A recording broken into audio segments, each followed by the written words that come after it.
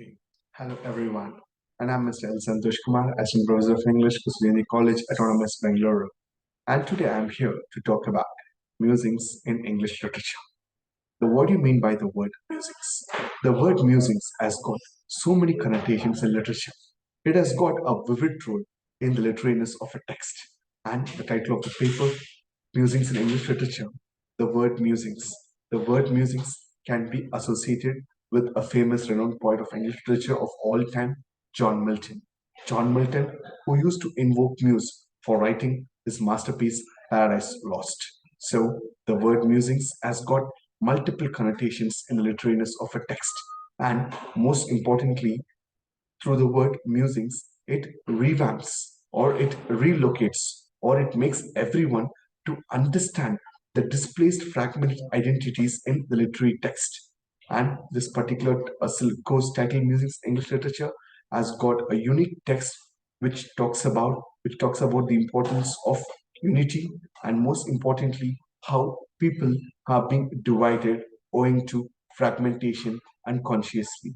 And if you take this text, the famous text, if you take the entire syllabus, it starts with the prose poems and then with a few grammar exercises. When it comes to poem, it starts with the famous poem of Robert Frost.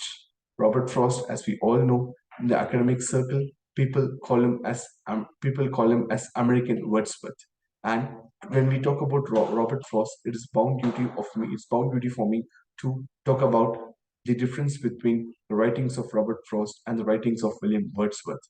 And as we all know, people categorize Robert Frost as an American romanticist. And the basic difference between England romanticism and American romanticism is that in England romanticism, nature was at the center. Nature was part of the center. And it is only through nature almost all the other poets and their writings evolved. When it comes to American romanticism, it is man who is at the center, and along with him, its nature evolves. And it will be apt to quote the words of William Wordsworth here. I wandered lonely as a cloud that floats on. I hover vales and elves. When all at once I saw a crowd, a host of golden daffodils beside the lake, beneath the trees, fluttering and dancing in the breeze. And this is the famous lines of William Wordsworth from his poem The Daffodils. And meanwhile, if you take the famous poetic lines of Robert Frost, whose woods these are, I think now, his house is in the village too. He will not see me stop here to watch his woods fill up with snow. My little horse must think it cure to stop without a farmhouse near. Between the woods on the frozen lake, the darkest evening of the year. The woods are lovely, dark, and deep, but I have promises to keep and miles to go before I sleep and miles to go before I sleep. So this lies the uniqueness of the American Romanticism and the England Romanticism. As I said in the beginning, in the England Romanticism, nature was at the center, and almost all the other writers and their writings was said to be the pinnacle of the nature. When it comes to the American Romanticism, it is the man who is at the center. It through them, the entire poetry gets evolved. And the most important thing is that it will be apt here to quote the famous definition of Robert Frost for poetry. According to Robert Frost, poetry is permissible way of saying one thing and the meaning another. I just repeat, according to Robert Frost, poetry is permissible way of saying one thing and the meaning another. And here lies is geniusness. And the most important thing is that most of the poems of Robert Frost, they believe that they have got so many hidden meanings. And Robert Frost, he believed that as a poet, it is a bound duty for him to make the people of America to come out of the idea of fragmentedness. As we all know, literally speaking, critics claim that when we take a particular literary discourse, postmodernism, people claim that America is said to be the birthplace for it.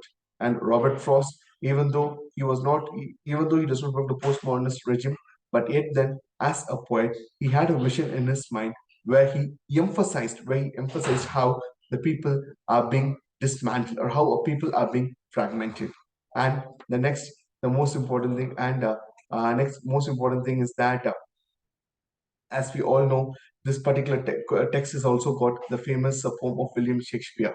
Okay, and it has got a William Shakespeare sonnet, And in this particular sonnet, William Shakespeare, he compares his mistress with so many natural elements. And the most beautiful William Shakespeare is that he just talks about the importance of love, as how love is said to be a unifying force which makes him and his lady love to be a unique phenomenon in the pinnacle of love. And next, if you take, we have got the poem of Nizam Ezekiel. As we all know, Nizam Ezekiel is said to be a renowned poet among Indian writing in English, and people call him that. He's a typical representative of Indian Jewish community. And as we all know, Nizam Ezekiel, as a poet, he is known for his notorious poetic line, "A poet rascal, a clown was born, a mugging Jew among the olds."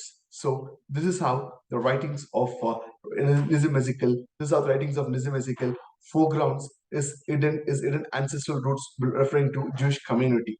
And the poem which is mentioned in syllabus is that "Goodbye Party to Miss Pushpa." And it's kind of farewell, and it's kind of a farewell poem. And the most important thing in this poem is that Nizam Ezekiel, he talks about how Indianness or how Indian English is being fragmented into pieces. And to put it very simple, in the words of poetic sensibility, the Hindustani English is at stake. Nizam Ezekiel, as a poet, he just criticizes or he just mocks at the Hindustani English. And if you take the next text, if you take almost the other texts, they all deal with the particular concept of man's foolishness or man's selfishness. And this particular prose musings in English literature, they talk about how man as an entity is being selflessness, and most important thing, how man as an individual, a phenomenon, how he thinks that he's the crown of all creations. And if you take next, the most important renowned work here is we have is that Rabindranath Tagore's Kabuliwala.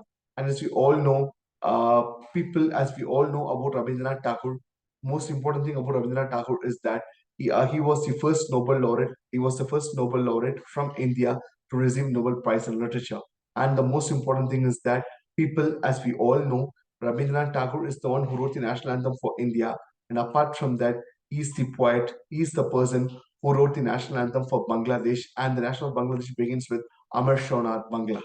And if you this particular text, the Kabliwala, where he talks through this particular text, he emphasizes how people are being divided in the terms of religion, or how people are being divided in the terms of caste, and most important thing, man's self-construction towards a particular ideology. And through this paper, we can also quote the famous quote of Edward Said, who believed that there is no clash between civilizations, but only clash between ideologies. So, on the whole, this paper, Musings in English Literature, it makes every one of us to undergo certain ramifications, so that through those ramifications, we will be able to understand the newness, the hidden multitudinous of the literariness of the literary text. Thank you for listening to me.